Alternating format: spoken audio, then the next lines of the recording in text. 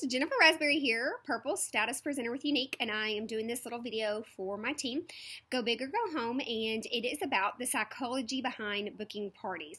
So I've been spending some time this month really just wanting to focus on some professional development and some reading, and one of the things I've been focusing on is parties, okay? So did you know that a lot of the times the reasons that you're getting no's on parties and even sponsoring, it all comes down into the way that you're wording it and the questions that you're asking your potential hostess or your potential presenters, okay? So when our brains hear a new idea or we get asked a question, it has steps it has to go through. So we have to think, are we going to totally reject the question? Are we going to partially reject it? Are we going to partially accept it? Or maybe we're going to totally accept it. Those that, are partially rejecting it, maybe they just don't have enough information, okay? Maybe the people that are totally accepting it are totally on board with having a party for you, and they don't really have any questions. They're just doing it because they're great and they want to do it. So with all those things being said, there's things that you have to start asking yourself, okay? And you have to start asking questions that the brains of the person we're asking, they start to have an acceptance for our questions, okay, and not just automatically rejecting it. So it's kind of like when you ask a hostess to book a party and you haven't really taken them through all the steps psychologically to want to host a party for you. So kind of think about it like you are on a first date with somebody and you've not really gotten to know them, and you that person just says, "Hey, will you marry me?" Okay, it doesn't go smooth, and most of the time you're going to get a no out of something like that. So going to a hostess and saying, "Hey, host a party for me," and it's about you, and you really haven't built a relationship up with that person, or you haven't really asked them any other questions, and you just throw that out there, a lot of times you're probably going to get a no, okay?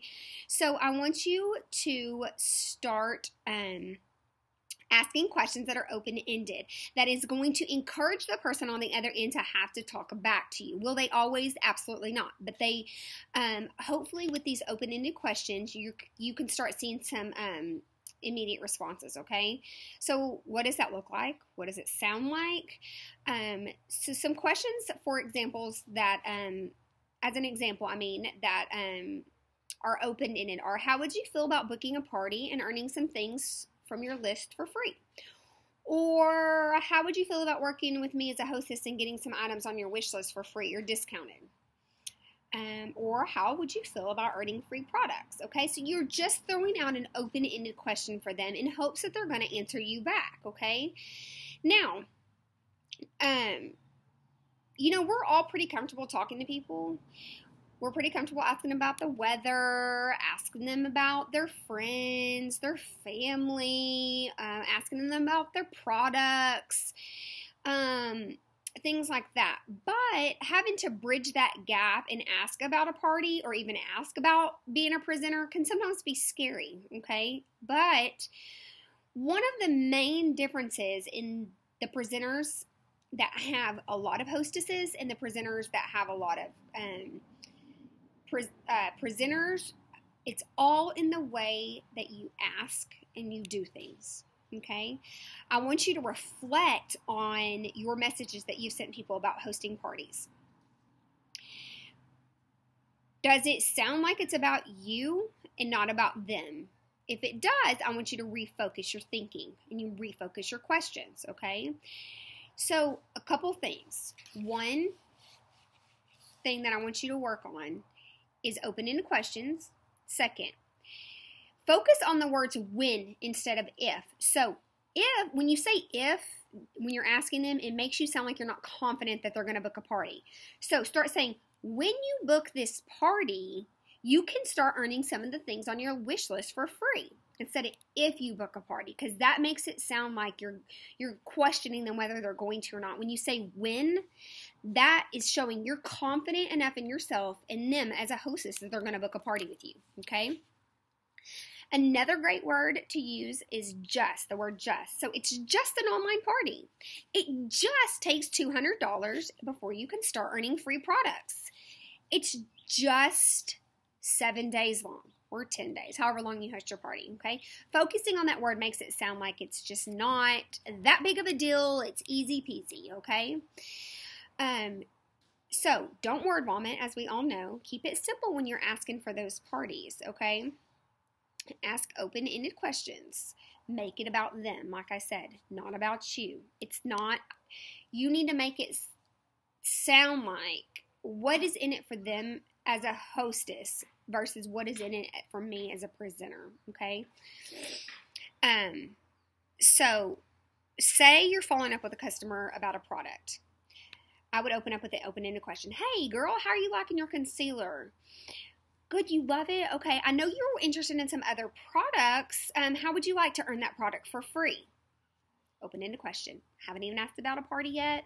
As a matter of fact, I would not even say parties anymore because that term kind of gets a bad rap. I would say Lash Bash, or even Tricks of the Trade Beauty Edition event, or Junk to Spunk. Just name it something different than a party, okay? Because I think that's another thing behind booking parties is when people hear that word party, it automatically just shuts their brain down, okay?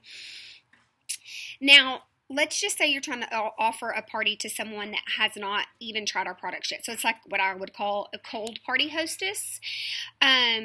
Something that I would say is, hey girl, I keep seeing your beautiful self on Facebook and was wondering if you would like to earn some free makeup products. Simple. That's it. That's all I would say. Okay? Not about me. Make it about them. All right? Again, it's psychology. It's psychology and booking parties. I've been reading a lot of stuff about it, and it makes sense. I mean, it really does. And I think about it from my perspective whenever I've been asked to host parties and kind of the process I go through. It's like, what's in it for me? What am I going to get out of it? What am I going to have to do as a hostess? That kind of thing, okay? Now, remember, you're going to get no's. It's okay. Remember, just because they say no doesn't mean that they're going to say no forever. Now, a couple things I want you to ask yourself. If you're struggling to get parties, there are probably two things that are usually missing, okay? One, you're not doing enough parties. Two, you're not asking the right way. So if you're in a boat where you're struggling to get parties, I want you to reflect on those two things. The second one, you're not asking the right way. I want you to think about some of the things that we've talked about in this video, and I want you to start wording the way you ask them differently, okay? I think that that's really going to make a difference in how you get hostesses. Now, it's not always going to, but this is just something that I would like for you to try and see if it does matter, okay? And just to tag on a little bit at the end of this video, I wasn't preparing to do this whenever I made this video, but I just discovered this today, and some of you may already be doing this, and if you are, congrats to you. I am embarrassed and ashamed to say that I've been doing this now for 2 years, and I just now stumbled upon this. And I'm so mad at myself that I've not been doing this the whole entire time that I've been with Younique. So I party in events, right? Okay. So I started a party today for a girl, and in some of the professional development stuff I've been reading about booking parties, one of the things that they had talked about was connecting personally with your guests that are in the party.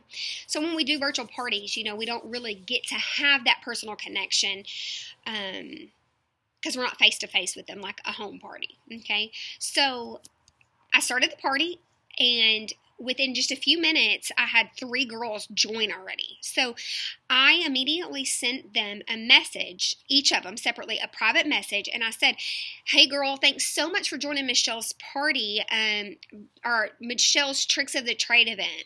I'm so glad that you're here, and I look forward to giving you some tips and some tricks over the next 7 days. If you have any questions, just know that I'm here. Feel free to message me anything that you need. And then pretty much left it at that. It was pretty short. I didn't say a whole lot, okay? It was basically just to say, I'm glad you joined the party. I'm here if you need anything. So I got 2 messages back. One girl was like, I'm so excited. I don't really know how to apply my makeup. I'm looking forward to some tips and tricks. The next girl started asking me about the liquid foundation, and then we went down that route about how it's on back order and some other options. And so I had this big long conversation with her. I'm like, what? Why have I not been doing this the whole entire time? I'm making that immediate connection with that person as they join the party, and it's letting them know that I know that they joined, that I'm excited that they're there. Now, of course, I still make my general welcome post on the event, and then I'll also make a welcome video to all the guests, but just that personal touch of sending that person a private message. What? Like, I know, I'm just like, why haven't I been doing this? And I'm sure that a lot of you out there probably have been.